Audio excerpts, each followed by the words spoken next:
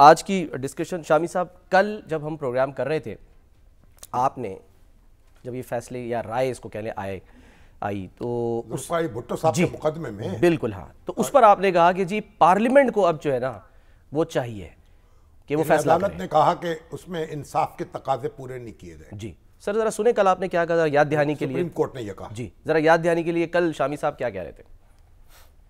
یہ جو پارلیمنٹ ہے وہ قرارداد پاس کرے اچھا، اور بھٹو صاحب کو ایگزونریٹ کر دے۔ جب ان کی رائے آتی ہے سپریم کورٹ کی تو پھر اس کے بعد ان کی پارلیمنٹ کو فیصلہ کرنا چاہیے۔ آپ کی سر بات سر آنکھوں پر سن لی گئی، اور سندھ اسمبلی میں آج قرارداد جو ہے، جو آخری میری اطلاعات ہیں وہ یہ کہ نہ صرف پیش بلکہ منظور کر لی گئی ہے ذوالفقار علی بھٹو کو جمہوری ہیرو بنانے کی۔ سندھ اسمبلی کو تو یہ قرارداد بہت پہلے منظور کرنی چاہیے تھی، یا تو مسلسل کئی سال پیپلز پارٹی کی حکومت رہی۔ بالکل دیکھیں بھٹو صاحب جو ہیں ان کے کئی معاملات ایسے ہیں اور اقدامات ایسے ہیں جن سے شدید اختلاف کیا جائے گا، کیا جا سکتا، یعنی آپ دیکھیں 1970 کے انتخابات کے بعد وہ منورٹی پارٹی کے لیڈر منتخب ہوئے تھے، صحیح، شیخ مجیب الرحمان میجورٹی پارٹی کے لیڈر تھے، ان دونوں کو مل کر دستور بنانا تھا، صحیح، دستور بنانے میں ناکامی ہوئی، اور بھٹو صاحب یہ کہتے رہے کہ میں اپوزیشن میں نہیں بیٹھوں گا۔ اس طریقے سے حالات کو خراب کرنے میں بڑی مدد ملی اور ملٹری ایکشن تک نوبت پہنچی۔ تو یہ جو بھٹو صاحب کا معاملہ ہے، جو ان کا کردار ہے، اس پر تو سوالیہ نشان اٹھتے رہیں گے، اور اس کا کوئی جواب بن نہیں پا رہا آج تک پیپلز پارٹی سے۔ ٹھیک، لیکن یہ جو نیا پاکستان تھا، جب یعنی یہ جو مغربی پاکستان جو رہ گیا، نیا پاکستان، اس میں انہوں نے دو کام کیے۔ ایک تو انہوں نے تمام سیاسی جماعتوں کے ساتھ مل کر جو پارلیمنٹ میں تھیں دستور بنایا 1973 کا، صحیح، متفقہ دستور، اور دوسرا انہوں نے پاکستان کو ناقابل تسخیر بنانے کے لیے یہ فیصلہ کیا کہ اسے ایٹمی قوت ہونا چاہیے۔ بالکل، میزائل پروگرام، تو ایٹمی پروگرام کی بنیاد رکھی۔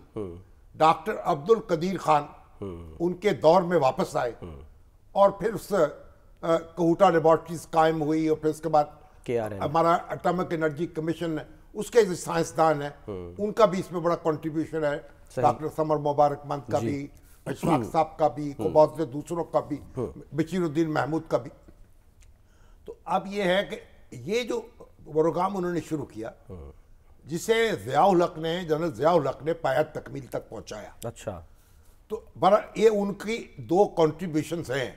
لیکن جب انہوں نے دستور بنا لیا، اس کے بعد انہوں نے بلوچستان میں فوجی کارروائی کی، وہاں کی منتخب حکومت توڑی، اس کے بعد انہوں نے اپنے مخالفین کا جینا دوبر کیا، ان سے شہری آزادیاں چھین لی، بنیادی حقوق بحال نہیں کیے، ان کو دستور بنتے ہی ان کو معطل کر دیا، ایمرجنسی لگا دی، اپنے مخالفوں کو ڈیفنس آف پاکستان رولز کے تحت ٹریبیونلز بنا کے سزائیں دیں، اور خود ان کا مارشل لا جو تھا اس میں بھی قید ہوا، مجھے بھی 3 لاکھ روپے جرمانے کی سزا ہوئی، الطاف حسن قریشی صاحب کی وہ قید ہوئے، ایاز حسن قریشی صاحب قید ہوئے، حسین نقی صاحب، مظفر خان، مطلب پھر صلاح الدین صاحب کی کہانی ہے۔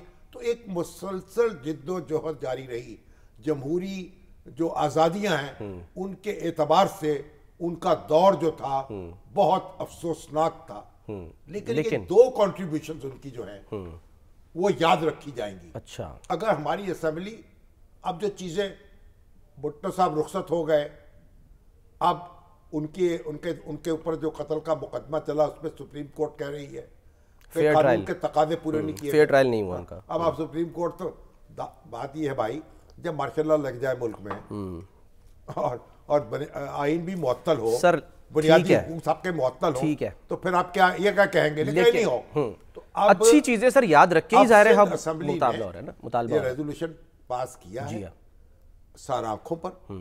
اب ہماری اپنی قومی اسمبلی جو ہے، اگر جو بھی مناسب الفاظ ہیں اور ان میں ان کو ٹریبیوٹ پیش کرنا چاہے تو کرے، بالکل اس پہ کوئی اعتراض مجھے تو نہیں ہے. اچھا ٹھیک ہے, صحیح ہے.